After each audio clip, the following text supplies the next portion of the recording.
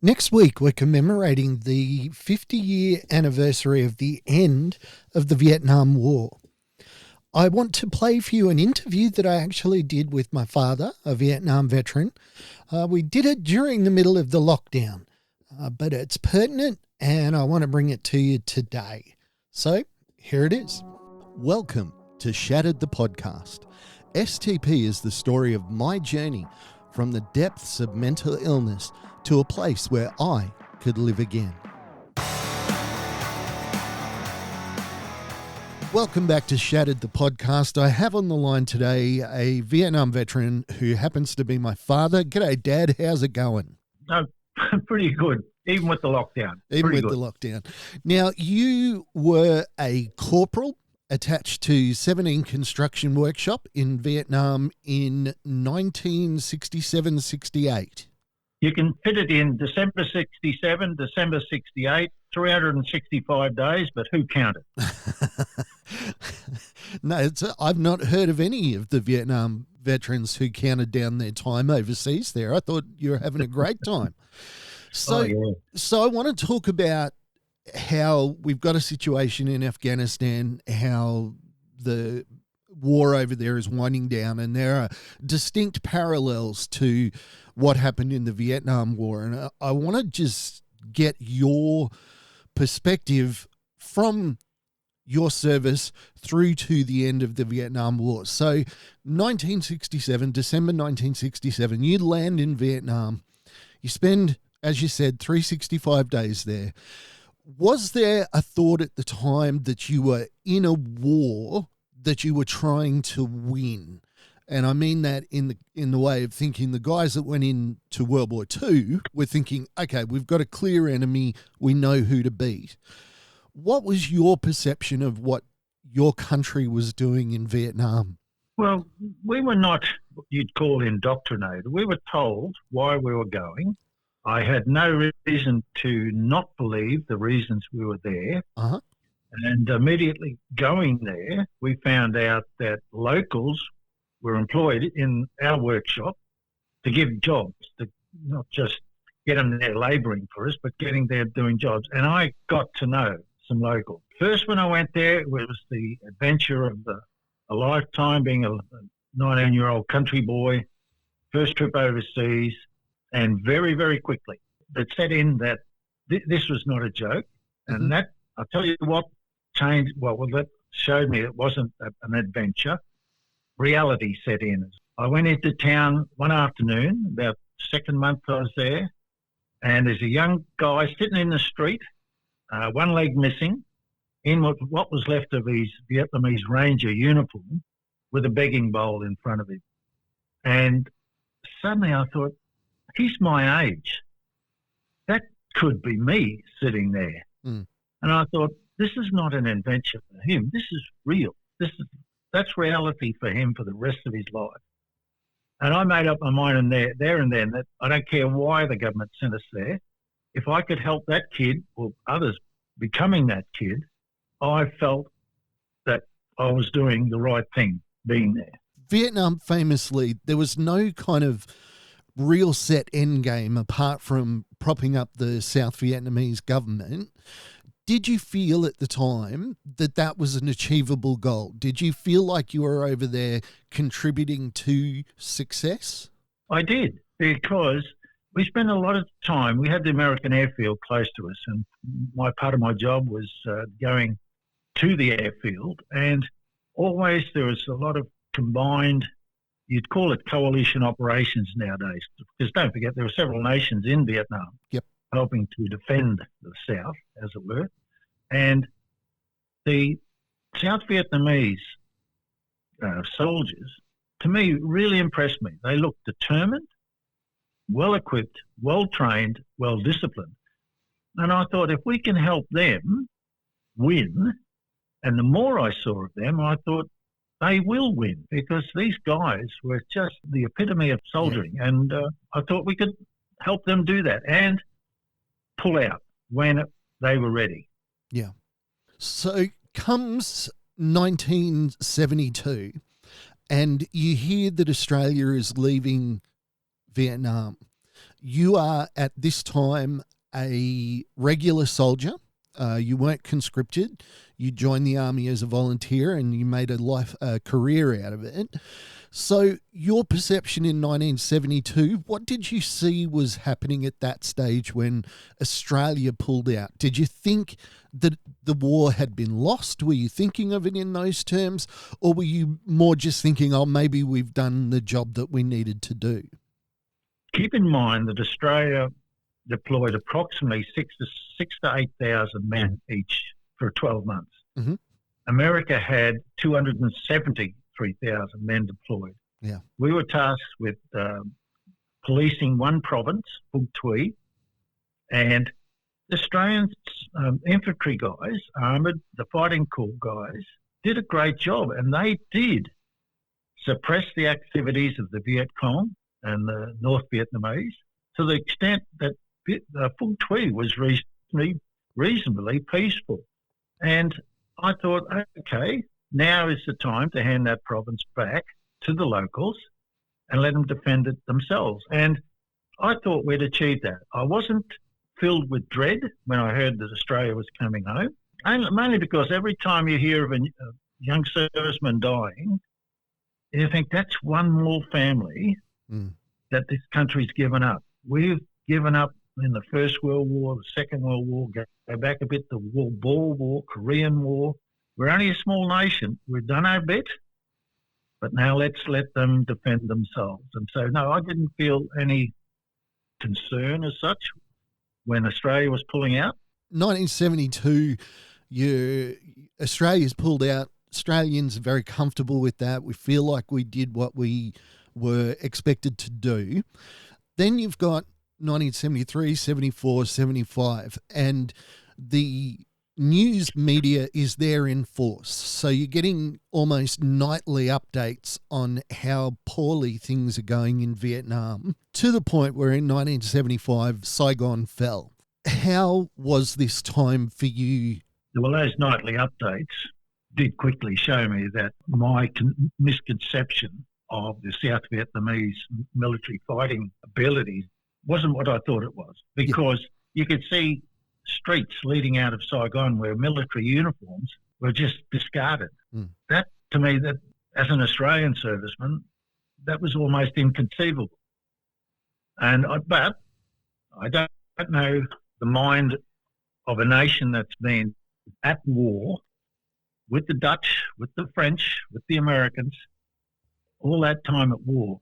You cannot judge them and say they were cowards. They're more realists to me. There's an overwhelming army coming against you. You know, local support. They couldn't count on local support because they lost faith in their own government in South Vietnam. Yeah. And hindsight shows how corrupt they were. Yeah. But it was disappointing to see how they'd given up without a giant big brother standing behind them. Yeah. And I felt dread. I thought, I hope when the communists do come in, there's not mass slaughter. I didn't think there would be, but I thought the Vietnamese people themselves, they're a strong, strong nation. Their military let them down, but the people themselves, I thought they would stand. Well, they went on to win a war against China, if you can believe that. It's the postscript was one of a nation triumphing over unbelievable obstacles. Did you happen to know personally any of the diggers that didn't come home? No. We had one craftsman injured when he was up on the land clearing team, and the D9 Caterpillar dozer who was on, the driver, operator, I should say. Yeah. He hit a landmine and he bailed ship. One of our craftsmen saw it. He was up there driving a servicing truck. Well, he leapt onto a burning, moving bulldozer and shut it down. And he got injured. Mm-hmm. But that's the closest I came to knowing any injured or... Yeah. Why I ask that is we have a very, very unique perspective on the fall of Afghanistan because your son, my brother, a veteran of over there who has come back with PTSD, he's finding it extremely hard at the moment. I never really understood how close he felt to one of the soldiers that was killed, and I don't want to name that person because I don't want to embarrass Mike or the family of the digger that was killed. But Mike had to clean the gear of a digger that had been killed in combat, and he did it with respect and dignity. And when another soldier was flippant in the room, an officer actually, Mike, who was a corporal, told the guy to get out, said, "Get out. This is not the place for that sort of thing." So for Mike, his perspective is intensely personal, and he's very willing to see that everything that he did was wasted. Now, I know you've got thoughts about his time in Afghanistan, and I want to ask you about that. But when Saigon fell, did you feel like you'd lost a year of your life that could have been better spent? You were away from your family, you were away from your fiance. Did you feel at all that the time that you had spent in Vietnam was a waste? No, I didn't. Earlier I said I got to know personally some of the locals, and there was one domestic lady in our unit, same age as my mum. I jokingly did call her mum once in Vietnamese. I can't remember what that, Mama San, I think it was. And she joked.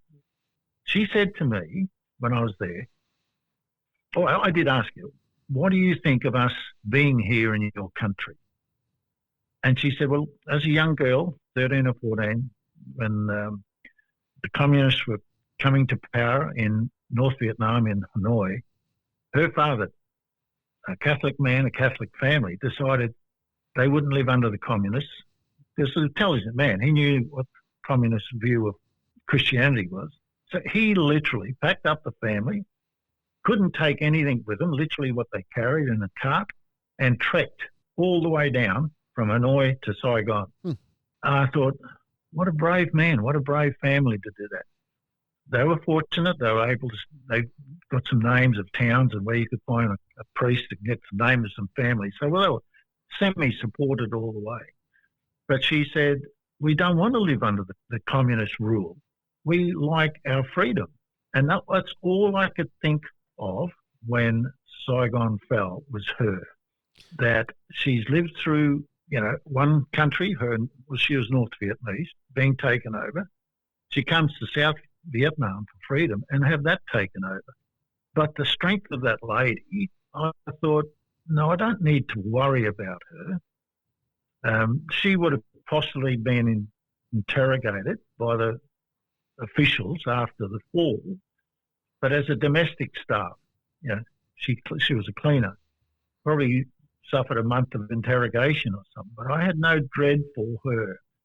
Her reassurance that we were there to help them was the thing that I remembered. And no, I did not feel our time there was wasted at all. Do you think that it would be fair to say that it's better to have been there for a short time to teach, to build up, to show what freedom looks like is better than not having gone at all? Yes, most definitely. Vietnam became the American war, and they've fallen into this trap again and again. I think I'm not sure they go with the right intention. I've since studied a lot on the war in Vietnam, and my reasons for being there have changed with a bit of enlightenment. I guess you can look at the reasons that politicians have. And I think about this with Afghanistan, and I've thought about this a lot. And the thing is, Mike went there with mentoring teams. The first time he was there, all he did was work with Afghan civilians, skilling them up. He talked about the incredible bag of tools that they handed over to these potential craftsmen at the end of their time. And he also talks about the wounded kids that were there. I will not put words in the mouth of any veteran because I was not there and I do not have that right.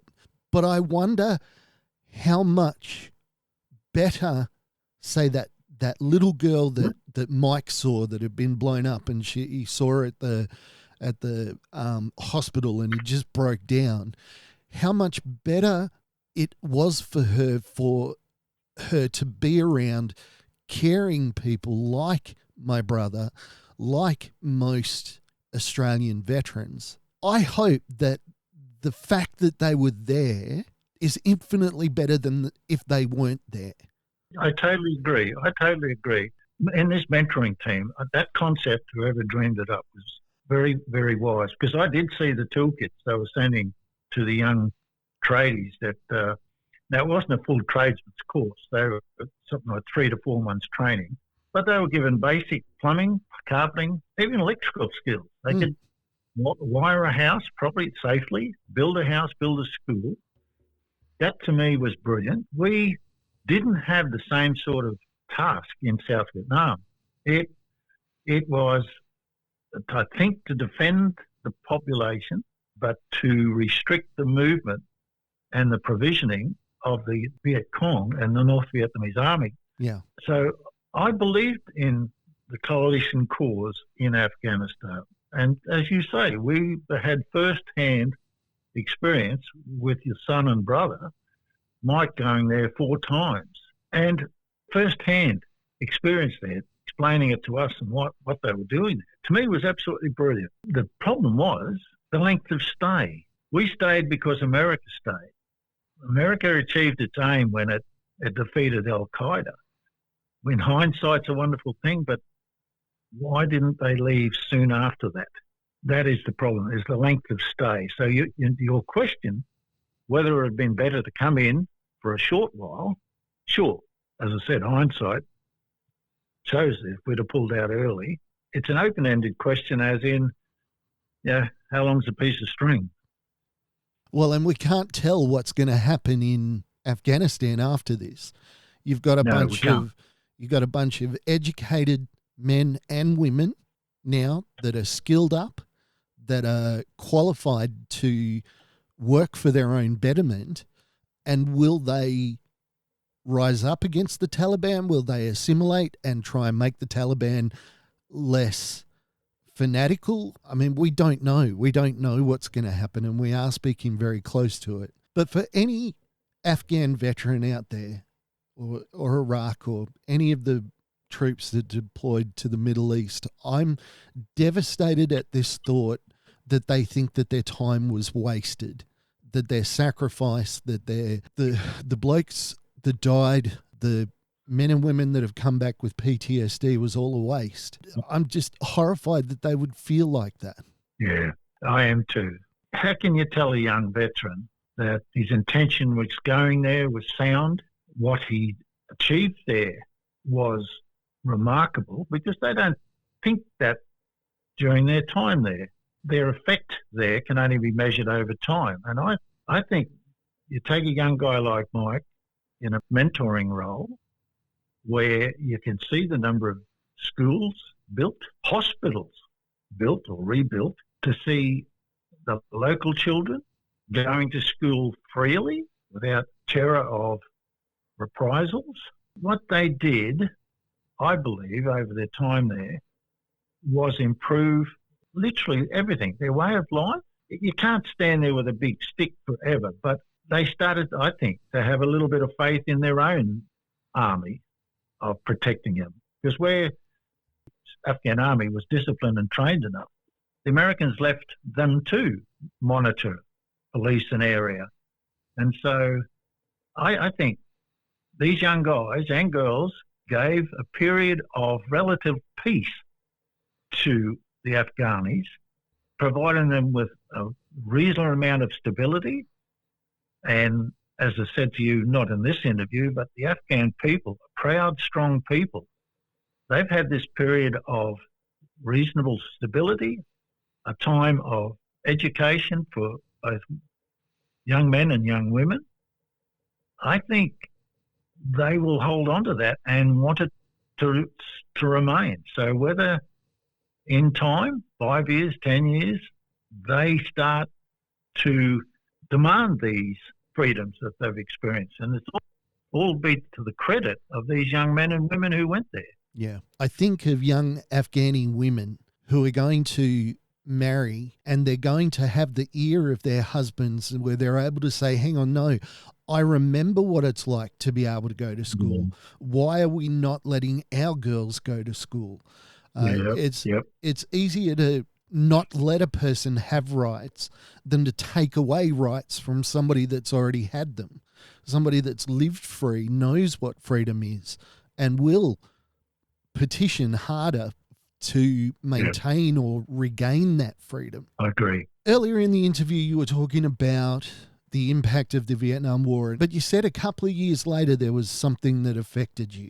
Remaining in the service, they expect any NCO to further his career by attaining the next promotion. And to do that, you need to do what they call subjects. And there's 4 subjects, 1, 2, 3, and 4. Includes everything from military law to how you're called. Well, one of the toughest ones is your subject 1 for corporal, sergeant, warrant officer. And all corps come together. There's about 80 guys on every course. And it's very much regimental, field craft work. Well, mate, I was a tradie. I was very good at my job, but come regimental and come field craft, I just got by. Well, in my section, there was an infantry corporal, wonderful guy. He was the epitome of a soldier, head to toe, brilliantly dressed, pressed uniform, immaculate. But he had trouble with the theory side of field navigation, very simple triangular calculations. Well, he was passing the course in everything regimental except for this, and he was told to come and see the boffins. Well, he was a radio technician, but I got talking to this guy and helped him instantly, gave him a simple way of calculating. We're just sitting in my room, just talking, and he had a few tennies cans with him, and he got to talking and just talking about his life in the service, his life in Vietnam. And he just said, Kev, you guys are fortunate. You get out of the army, you've got a trade, you can go walk straight out, high pay. He said, what can I do? I'm a qualified section leader. And then he stopped at that and said, not a very good one at that. I said, Norm, you're kidding. You'll top this course. You'll dux the course. And he said, yeah, but Vietnam, I lost 2 guys. It suddenly brought home to me that Vietnam, Afghanistan, to the fighting cause, this was their job. Mine was to fix radios. This guy had carried with him the burden of losing 2 guys in Vietnam. Now, it wasn't his fault, but he is like a father figure to these young guys. He's probably 22, 23-year-old in Vietnam, whereas most kids with him are 18. But he carried the burden of losing these 2 men. And it brought home to me just what these young men and now young women go or give up to go and serve this country, this government of this country, in helping other governments or the people of other governments in other countries. It changed my outlook on every time they announce sending servicemen to another country on anything, peacekeeping, whatever. It's a struggle within me. What do they achieve? Are we sending these young men and women into harm's way because in some cases these useless, corrupt politicians can't sort out their problems without resorting to force? It's made me a little bit bitter and twisted with the government of the day, but never bitter and twisted with as far as regard to the people that we go to help. I still think of that young guy. I was a whole 20, I think at the time I was about 27, 28-year-old. And he'd aged, we're the same age, but he looked probably 10 years older. He'd carried the burden of the guilt of losing 2 men. And it changed my idea of what war is about for these young men and women. Yeah. I want to give you the last word because I want to give you the opportunity to say to a veteran of Afghanistan who has struggled when they came back and may be looking at their time as a waste. But before I do that, I want to just put a thought out there. And I don't know if this thought is true. I don't know if this is accurate or if it's disrespectful. I don't mean it to be. But the Australian and coalition forces spent 20 years equipping, training, helping the Afghan people. And I look at these thousands of people at the airports and I understand there's fathers and mothers there that are trying to protect their children. But it's like that old adage, you can lead a horse to water, but you can't make him drink. It's like you can lead a soldier to battle, but you can't make him fight. And I don't know why so many Afghans chose not to resist. And I don't understand that. But I don't think you can blame the people that trained them for them not making that final decision to fight at the end there. It's not the fault of the person that led the person and gave them what they were asking for. It's not their fault that the people then chose not to rise up or fight or whatever. Yeah, I agree. A young man or young woman who may be listening to this obeyed their government's call to go and do this to help the people of Afghanistan. Now, I totally believe that they did their job. They did it well. The young guys, girls that built schools, they didn't do a half-shod job thinking, oh, this will do. They did it their best. They provided the people with tools to help themselves. The young guys and girls that trained their Afghan army, I believe they did their very best. As you said, you can lead a horse to water, but you can't make him drink. These young guys passed on their knowledge of warfare, of use of care and use of weapons, and how to use them properly to achieve victory for themselves. How can you blame yourself where your training and your expertise handed over the best way you could not be used or employed the way that you trained somebody? If you trained a young electrician to build a school, to wire a house, and he electrocutes somebody, if you've trained him to the best of your ability and he has passed the test that they have to sit to get these qualifications, that's not your fault.